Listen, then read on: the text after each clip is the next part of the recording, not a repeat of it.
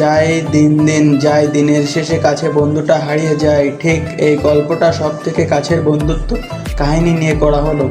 সকাল 10টা বাজে, ঘুম থেকে ওঠো, বন্ধুকে একটা ফোন দিলাম।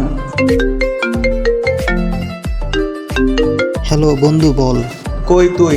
বাসায় আছি। কেন, কোনো সমস্যা কি? না, একটু আমাদের আড্ডায় দেওয়ার জায়গায় আস। ওকে, আসছি। তারপর দুই বন্ধু একসাথে হলো। হ্যাঁ, কি বলবি বল। আচ্ছা, আমার একটা কথা জানার ইচ্ছে ছিল তোর থেকে। কি বল শুনি। কথা হলো, তুই তো আমার বন্ধু, হুম তো আমাদের বন্ধুত্বটা প্রায় 7 বছর হয়ে গেছে। হুম তো এই বন্ধুত্ব আর কতদিন থাকবে এটা জানার ইচ্ছে ছিল। কতদিন থাকবে মানে তুই কি বোঝাতে চাস? এই বন্ধুত্ব মৃত্যুর আগ পর্যন্ত থাকবে, কেউ আলাদা করতে পারবে না। এই কথা শুনে মামুন তার বন্ধুকে বুকের মাঝে জড়িয়ে নিল।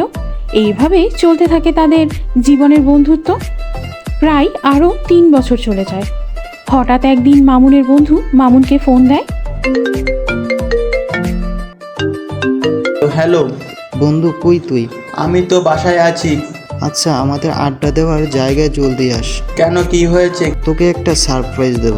কি সারপ্রাইজ? সেটা তো ফোনে বলে দিলে সারপ্রাইজ থাকবে না, সামনাসামনি দেব। ওকে, ওয়েট আছি। মামুন চলে গেল তাদের আড্ডা দেওয়ার জায়গায়। গিয়ে দেখে সেখানে তার বন্ধু বসে আছে। মামুন গিয়ে বন্ধুর পাশে বসে জিজ্ঞেস করলো, কি এমন সারপ্রাইজ যার জন্য এত তাড়াতাড়ি করে ডাকছিস? ওয়েট, সারপ্রাইজটা হলো আগামী মাসের 24 তারিখে আমার ফ্লাইট। কনগ্রাচুলেশন। কিরে, তুই খুশি হস নাই? আমি খুশি হব না কেন? আমি অনেক খুশি বন্ধু। তো এইভাবে চলে গেল দিনগুলো। মামুনের বন্ধু 24 তারিখে ফ্লাইটে চলে এসে পড়েছে। কিন্তু 24 তারিখ মামুনের দেখা পেল না মামুনের বন্ধু।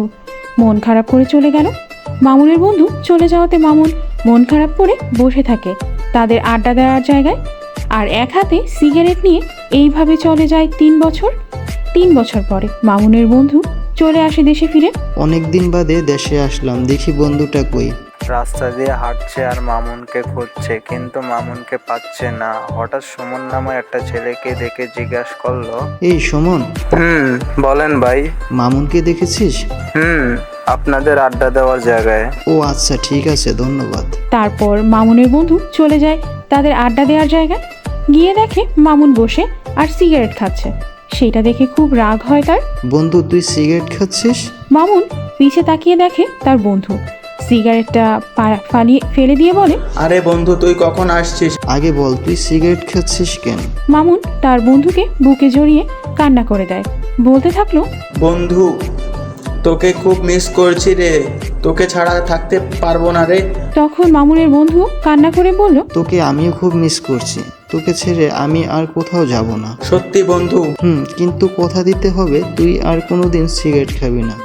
আমি তোকে কথা দিলাম, আমি আর কোনোদিন আর সিগারেট খাবো না, কিন্তু তোকে ও কথা দিতে হবে যে তুই আর কোনোদিন আমাকে ছেড়ে কোথাও যাবি না।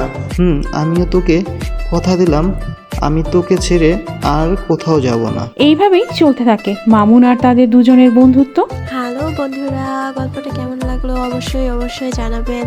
আর আমাদের পাশেই থাকবেন, আর বেশি বেশি করে ভালোবাসা দিবেন, আর ভালোবাসা নেবেন সবসময়। লাইক, কমেন্ট অ্যান্ড শেয়ার করবেন অলওয়েজ। ধন্যবাদ।